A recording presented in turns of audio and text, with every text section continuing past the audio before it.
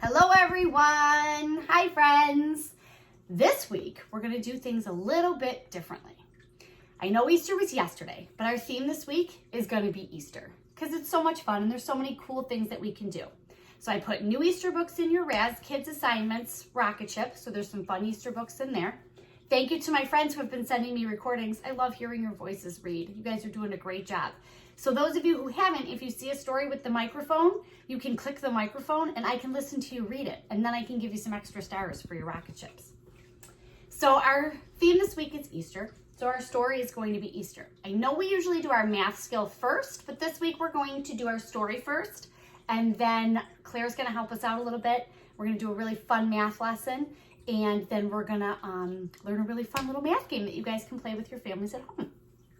So this week, I know last week we talked about retelling a story and we talked about all those important parts of talking about our characters and our settings and our problems and our solutions.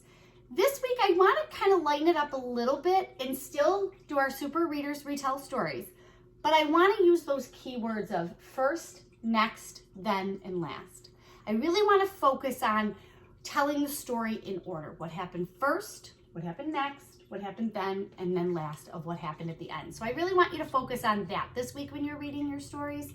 And that's what we're going to focus on when we read our Easter story this week. I'm so excited I have a book at home that goes along with our theme. So we're going to keep working on that. So I'm going to start with our story. I know it feels funny to not do my math first, but I'm going to start with our story first and I'll come up here for you guys to my chair. All right, so our story is, this is one of Claire and Oliver's favorite Easter stories. Duck and Goose. Here comes the Easter Bunny. And I know, friends, Easter was yesterday, but we can still talk about it and have some fun. Easter is tomorrow, Duck and Goose. You better find a good hiding spot if you want to see the Easter Bunny. Should we hide in the pond, Goose? The water is too cold. The Easter Bunny will never see us up here, Duck, but it's too high. This is a perfect place to hide, Goose. Really? Do you think that's a good spot? Well, I wouldn't want to hide there. Yuck.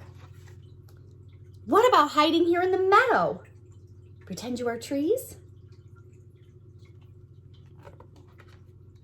The Easter Bunny won't even know we're here. Do you think the Easter Bunny's gonna know they're there? I think so too. What happened, boys and girls? They were waiting and waiting, and it looks like they fell asleep. And we all know, boys and girls, when does the Easter Bunny come? When you're asleep. Duck, did we miss the Easter Bunny? Maybe. Look at all the eggs, friends. Do you think they missed him? They came because he was sleeping. Happy Easter. So it's just a cute story, and we all know you can try to outsmart that Easter Bunny, but you're not going to be able to, right, friends? So we're going to think about, friends, what happened first in our story? Duck and Goose said it was Easter, and they wanted to hide for the Easter Bunny. So next, they tried a couple different spots. The first place they tried was in the water. Then they tried up in the tree. Then they tried in the dirt. And then they pretended they were trees. And at the end, they fell asleep. And the Easter Bunny came. The end. So that's how we can use that to retell the story. So friends, you can use any book you want at home. It could be a longer story that mom and dad read before you go to bed. It could be one of the stories you listen to or read on Raz Kids. It could be one of the stories you still have in your book baggies from school. It can be any of those. And then I want you to practice retelling the story to someone in your house using those key words. Okay, friends? All right. So next up, we're going to be checking about our math stuff. So give me 1 second to set that up and I'll see you in a minute. All right. Hi guys, you're not gonna be able to see me for this part because I'm gonna use Claire's ducks to help us. I wanna talk about more or less. Last week we talked about putting numbers in order. So this time we're gonna use these ducks to help us just review more or less. And then I'm gonna show you a super fun math game. So I put all my ducks. I had a whole bunch of ducks that were Claire's. She has a whole basket over here. And the first thing I did was I put them in a nice order, and I lined up my ducks. I got all my ducks in a row. Some of my friends will laugh at my jokes. So I put all my ducks in my row, and then I lined up my other ducks. So let's count the ducks in our first row. 1, 2, 3, 4, 5. So I have 5 ducks in my first row, and let's count the ducks in the second row. I have 1, 2, 3 ducks in my third row. Now I can look at them, and I lined them up so that I can tell which one has more and which group has less. So if I'm looking at this one, I can line them up and I can see that these 2 duckies don't have a match. So this group must have more. These guys don't have a match. So I know that this group has less or fewer. So that's how we can do that. We can line them up and we can see that 5 is bigger than 3. So that's a way to do it using our objects, okay, friends? And I can move them around. I could add some more ducks if I wanted to. And you can do this with cars at home. You could do this with anything, really. Any fun stuff that you have at home, you can do this with. So now I added some ducks. I'm going to change things around. Let me do this. So I'm going to line my ducks back up. Okay, so let's count the ducks in our first row. 1, 2, 3, 4, 5 in my first row, and 1, 2 in my second row. Now I have a couple ducks that don't have a match.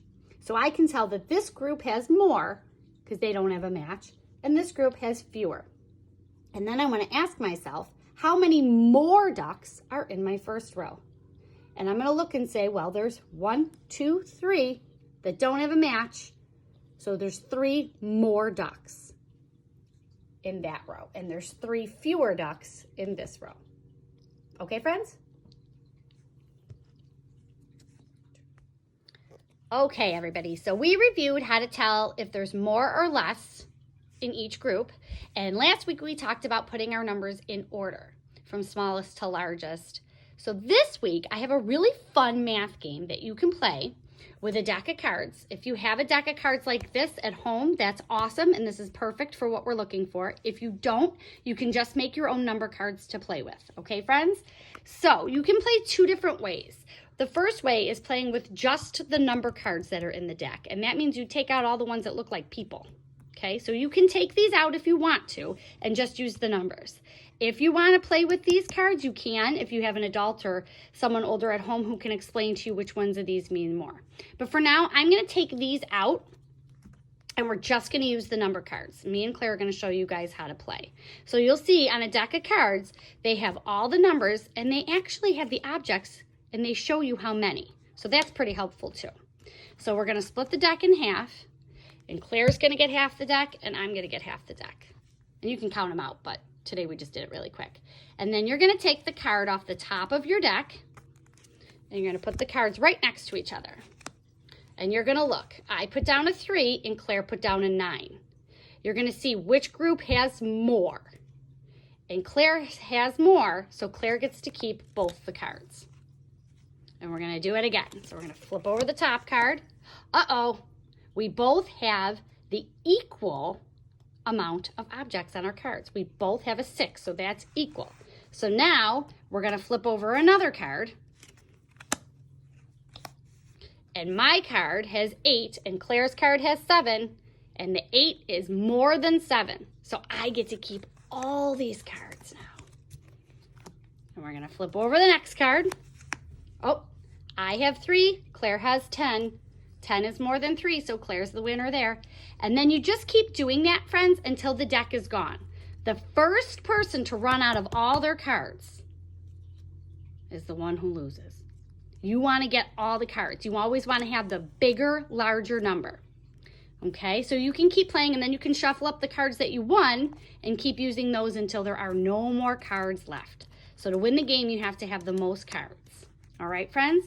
Practice that up. Have a wonderful week, boys and girls, and stay tuned for some really cool ideas. Have a great week, friends.